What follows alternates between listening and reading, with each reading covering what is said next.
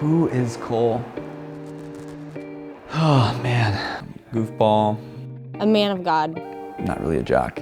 His heart's desire is so much in community and so much in fellowship and relationships. He is humble, caring, selfless. Really loving guy. I have a mantra in my life, and it's simply, our lives are not meant for us.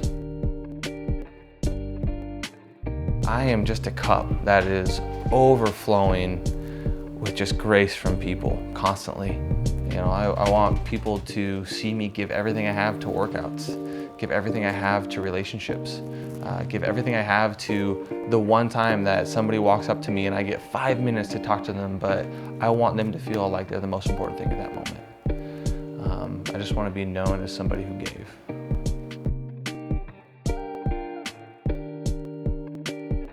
We're going out to CrossFit Duratus, or watch the 17.1 announcement. Excited for the Open to start. And then we get the luxury of seeing two athletes that just started doing CrossFit about a month ago.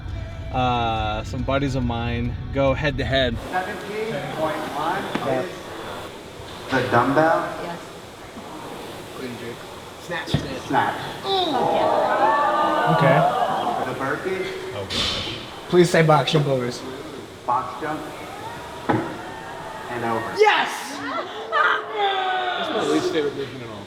That's 35. Dirty. Off the cup, you have a... That's gonna be fun, man. I think the two most important things on earth are the Word of God and the souls of men. He's always looking for ways to serve others. That's what he centers his whole day around, is other people. Our lives are not meant for us. How can I live my life for other people? How can I be an inspiration to them? But you don't want it to hurt until after minute 13. You follow about it? Right, yeah. Like, you can get out there and just... Yeah.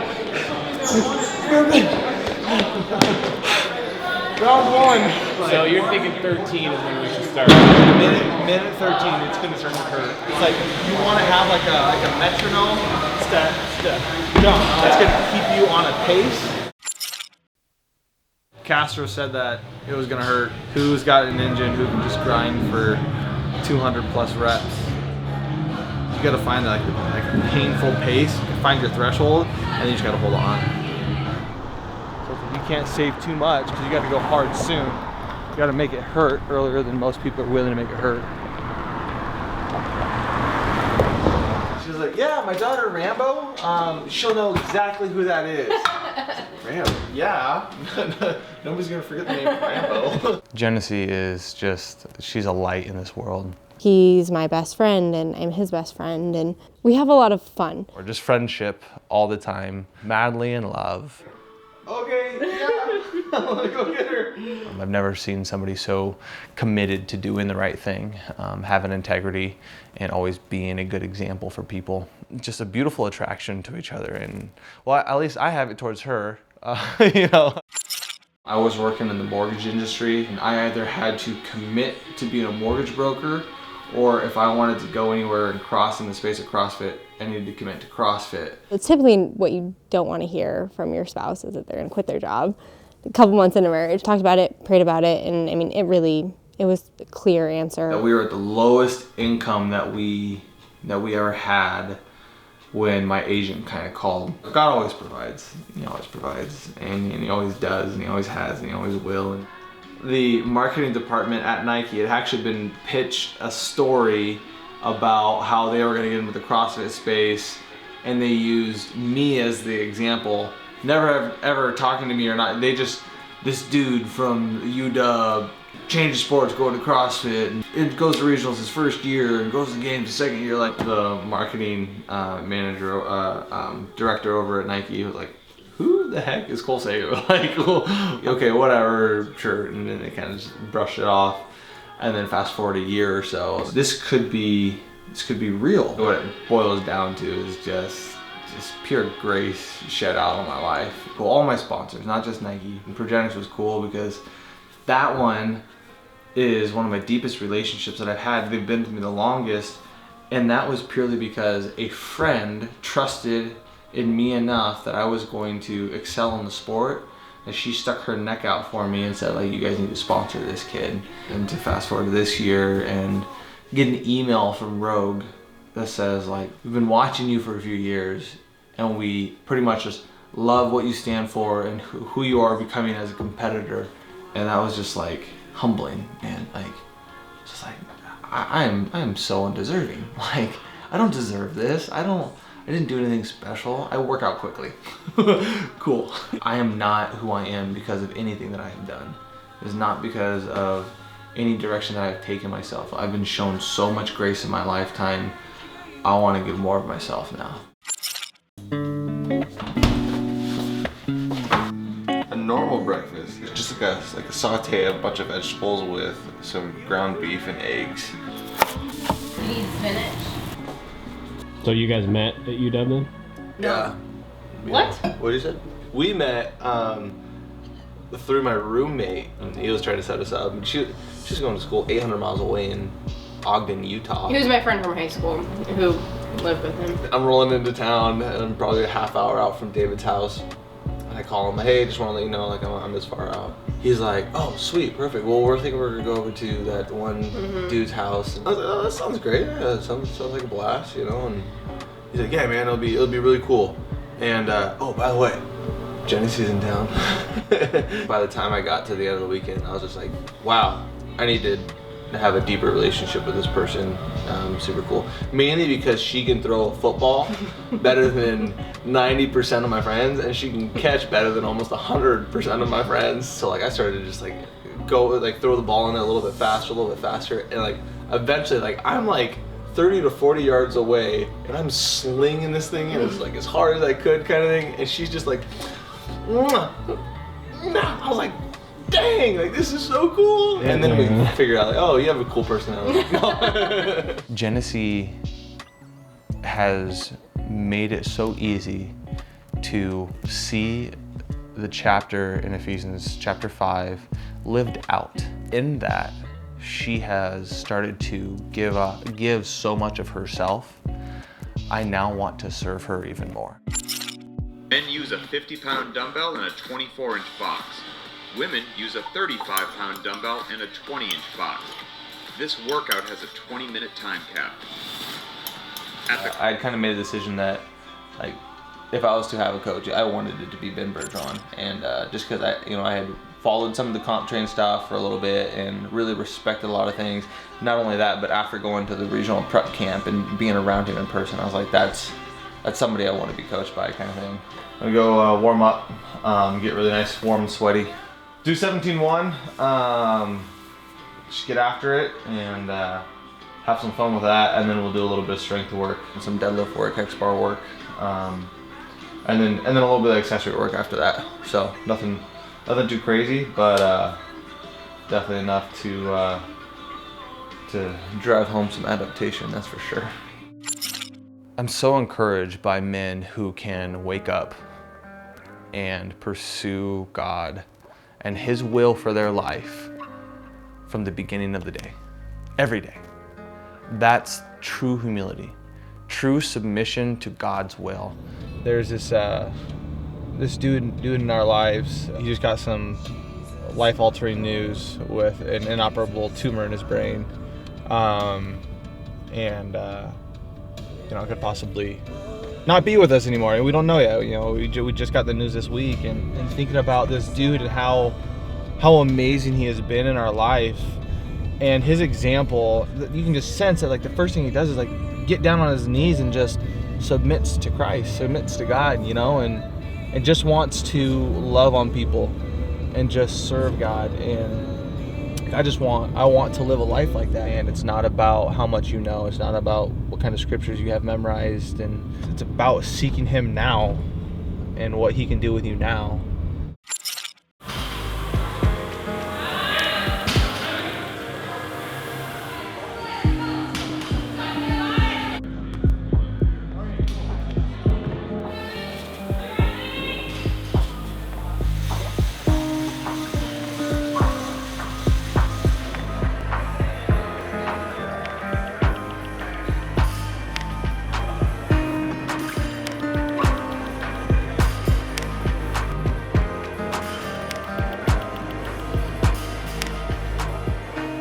sounds super weird, and I haven't told the story to many people, but I was a paper boy doing it as a kid, probably the 5th grade.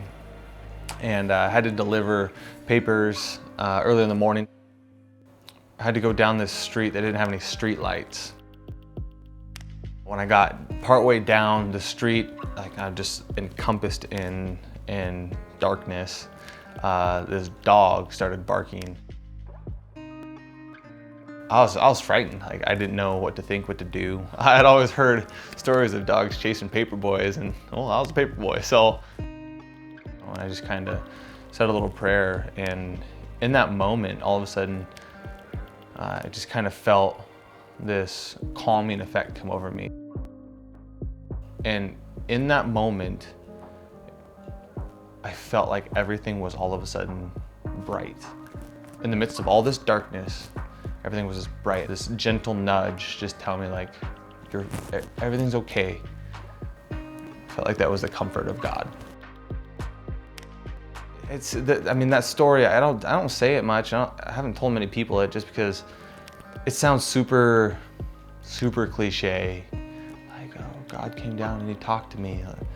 No, like I just felt comforted in my fear, in my fright as a small child. I just felt this urge, like the Holy Spirit was there, like I got you. Since that moment, I have hung on to that the rest of my life. Whenever I'm faced with difficulty, an obstacle, a challenge, I can go back to that moment and just know He's with me, and knowing that God's the one that's spotting you. It takes a lot of commitment every day. So when burnout comes, you have to rely on your core values. Why are you here on this earth? Why are you doing what you're doing? You have to rely on the purpose that God has put on your heart. He has given everybody passion for something. Let that passion drive you.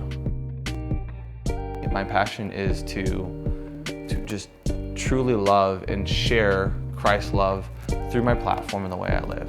I don't need to thump them with Bible verses. I just need to love on them. I just need to encourage them. And then they're gonna see the principles that are lived out in my life that are pulled right from the Bible. They're gonna see these, and it's just gonna be seeds that are planted. I'm not a harvester. That's God's plan. That's His duty. I'm just here to plant seeds. When anybody feels burnout, you have to have something that is bigger than you, that is bigger than your journey, that is bigger than the obstacle. It's what's gonna get you back up. So whenever I feel burnout, I can look back at my purpose, I can find my passion, and I can keep moving forward.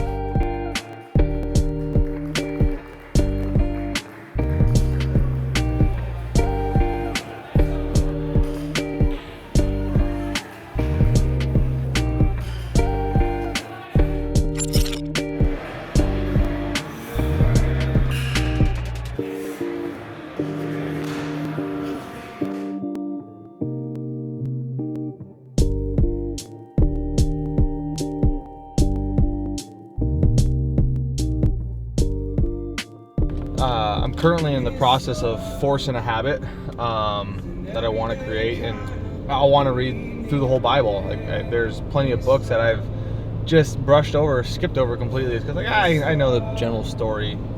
If I just read 3 pages a day, I would read all the way through. Because if I can create that consistency, it's not necessarily about the in the moment, earth-shaking things that you learn in that present moment. It's oftentimes about the things that you're equipped with, and then all of a sudden when a decision comes in your life, you now have the wisdom because you have the knowledge and you know how to apply that knowledge.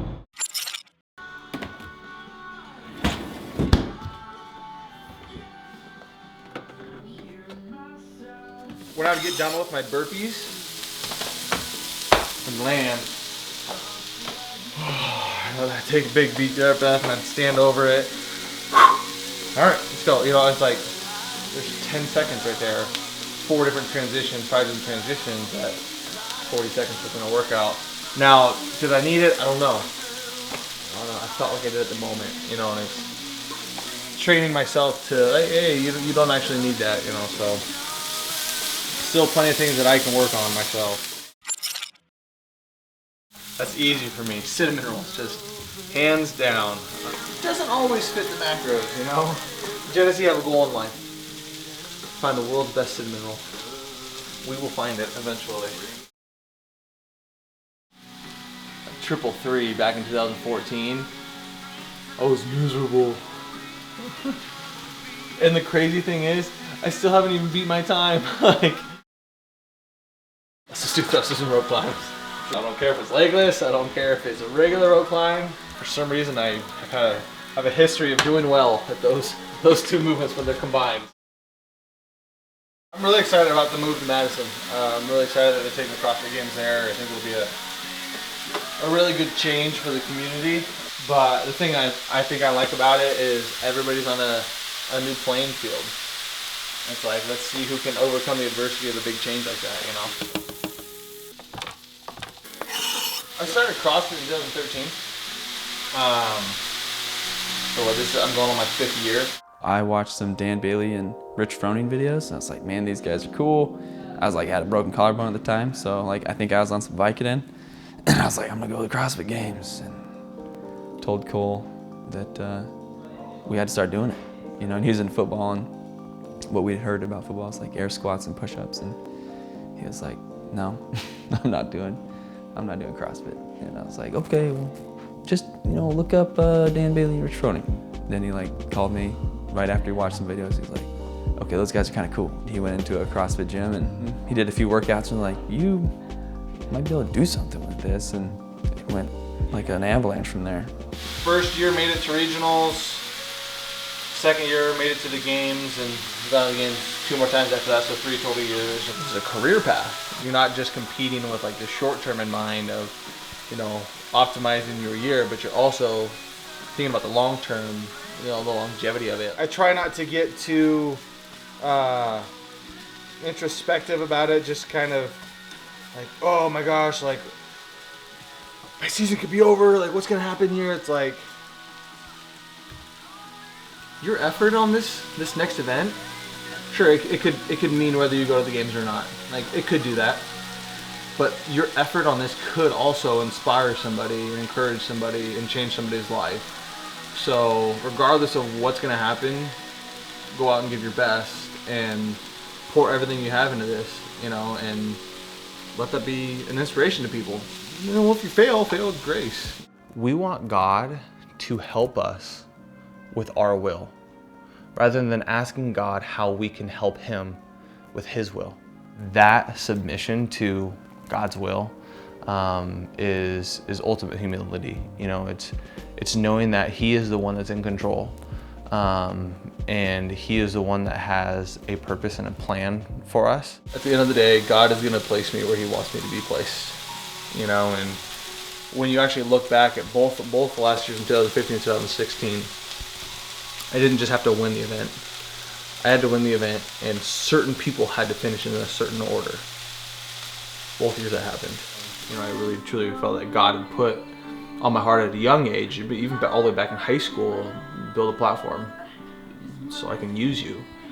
And I don't know what that looks like yet. I just know that I'm in a building season, you know, and I'm just being told to just continue to build, you know. And building can be tough sometimes because, like, I want to see the finished product, you know, but just building, you know, just building.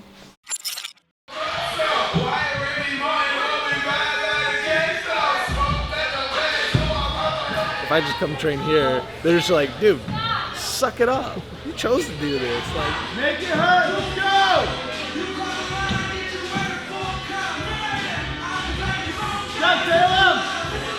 I love watching people just spill like that. There's an analogy for your lactate threshold. You think about it like a bucket. You take a bucket and you turn a faucet on, right? And you can control how hard you turn the faucet on. That's your effort, right? How hard you go.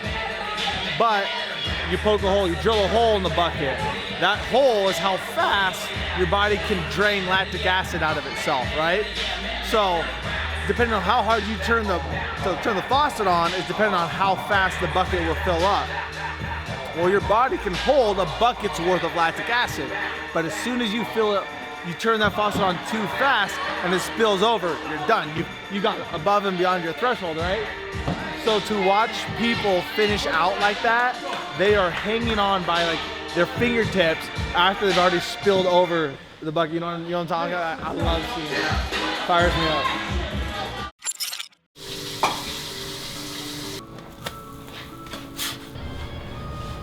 I think they're called your paraspinals. It's just the long back muscles. I think that's to be expected. Kind of makes sense. 150 snatches later. What's that total loading? 150 reps times 50. Anybody got that off the top of their head? You're asking me that? 7,500 pounds. My go-to fast food place back in college was Taco Bell. I had to gain 35 pounds for footballs. I was moving to fullback my senior year. So I'd get like 3 soft tacos, 4 burritos, and 5 or whatever else. Just fill out the rest and eat that to myself. I figured out something that was like 2,800 calories or something like that.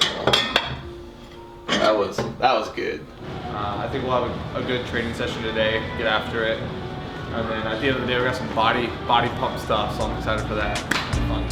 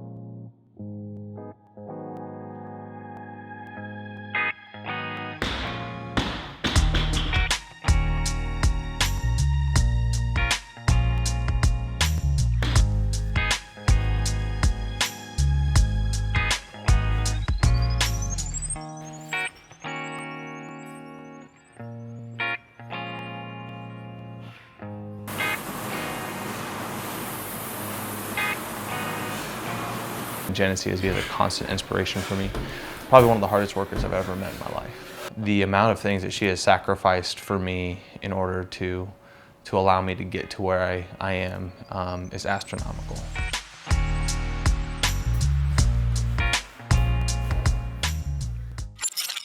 It was funny, we were warming up in the back. They took us out to a field and set up the hurdles that we would use at the games. So they gave us the ability to practice going over the hurdle, because there were like specific standards that we had to meet. We couldn't go outside of it, and you touched it was the deduction and different things like that. People were struggle busing over these hurdles, just straight running up to it, stopping, jumping, running. Like I was just like, oh man, that is not good hurdle form. And then I just kind of trot through it and actually use a hurdle technique. And I get back and people are like, what the heck? Like, this is stupid. You're holding out on us. How do you do that? And all of a sudden, like, I just got a bunch of people asking me, like, so what can I do? Like, is it about my lead leg or my trail leg? And it was pretty entertaining, but. So the games test your athleticism more than the Open and Regionals is more CrossFit. Yeah, totally. But it's like CrossFit plus athleticism. Yeah. So one of the reasons why Rich was, I think, so dominant and has been so good. He's an athlete. Like he's a pretty athletic dude. We're getting jacked. Doing a little body pump sesh in our bench on, some dumbbell row, strict handstand push up, strict pull ups. It's gonna pump. Just throwing out.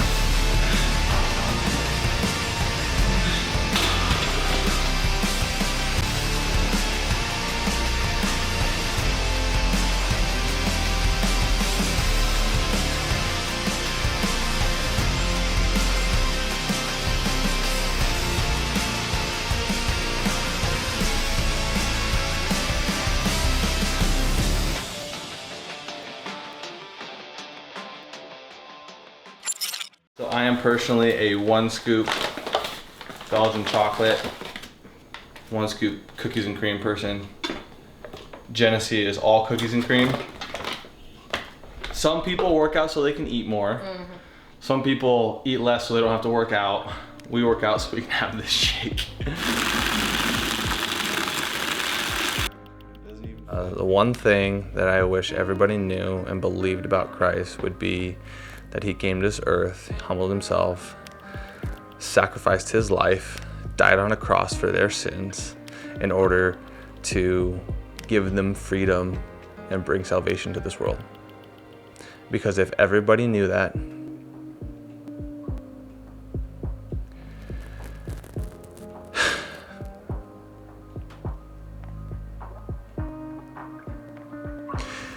if everybody knew that and everybody believed that, they'd be saved. And I am passionate about people knowing Christ, not because I think that he is a common medicine, not because I think that he is some antidote to pain and discomfort. I think that he is salvation.